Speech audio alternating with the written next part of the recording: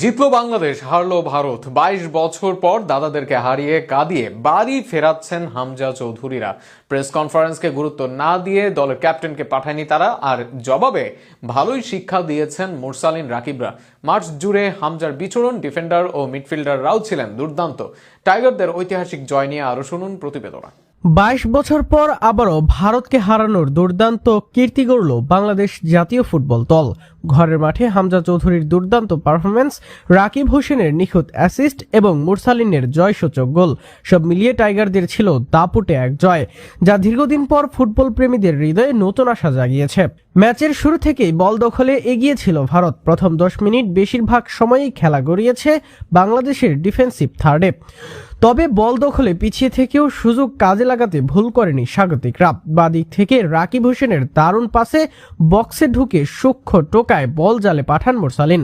জাতীয় দলের জার্সিতে এটি তার সপ্তম গোল, আর দেশের প্রয়োজনের সময়ে সত্যিকারের বড় মঞ্চে উজ্জ্বল হওয়া আরেকটি প্রমাণ। গোল হজমের পর আক্রমণের ধার বাড়ায় ভারত। এক পর্যায়ে গোলরক্ষক মিতুলের ভুলে বিপজ্জনক পরিস্থিতিও তৈরি হয়, কিন্তু ইংলিশ লিগে খেলা হামজা দেখালেন তার ক্লাস। নিখুঁত হেডে বল ক্লিয়ার করে দলকে বাঁচান তিনি। কয়েক মিনিট পর তার শক্তিশালী দূরপাল্লার শট সামান্য পোস্টের বাইরে গেলে ব্যবধান বাড়া থেকে রক্ষা পায় ভারত। ৩৪ মিনিটে তপু বর্মন ও ভারতের বিক্রমের মধ্যে ধাক্কাধাক্কি থেকে উত্তেজনা ছড়িয়ে পড়ে মাঠে। রেফারি দুই দলকেই শান্ত করতে দুজন খেলোয়াড়কে হলুদ কার্ড দেখান। এর কিছুক্ষণ আগে চোট পেয়ে মাঠ ছাড়তে হয় ডিফেন্ডার তারিক কাজীকে। তার বদলে হিসেবে শাকিল আহাদ তপু নেমে রক্ষণ সামলাতে গুরুত্বপূর্ণ ভূমিকা রাখেন।